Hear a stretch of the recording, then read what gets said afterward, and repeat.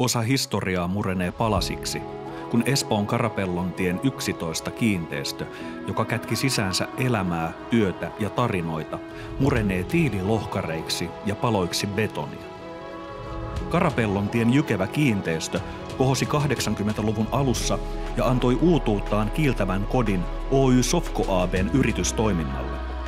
Sen jälkeen rakennuksen betoniseinät ovat tallentaneet muun muassa Oy Julius Tallberg AB:n tarinan värikkäitä vaiheita, ja Tallbergin siirryttyä toisaalle lähes vuosikymmenen ajan naurua, laulua ja lasten ääniä, tarjotessaan tilat Espoon kristillisen koulun yli 500 oppilaalle.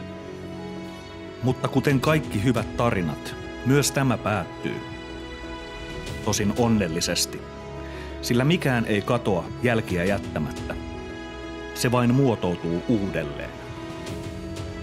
Betonipalaset ja tiililohkareet saavat uuden elämän teiden, pysäköintialueiden ja ratapihojen rakennusaineina. Karapellontie 11 ei ole vain menneisyyttä. Se on vahva osa tulevaisuuden kehitystä. Kerran uutta asuinkerrostalojen ja liikekiinteistöjen urbaania kestävän kehityksen mukaista kaupungin osaa, raideliikennettä ja suurväyliä. Vanhan tarinan palaset ovat osa uutta tarinaa. Historia ei katoa, se vain muotoutuu uudelleen.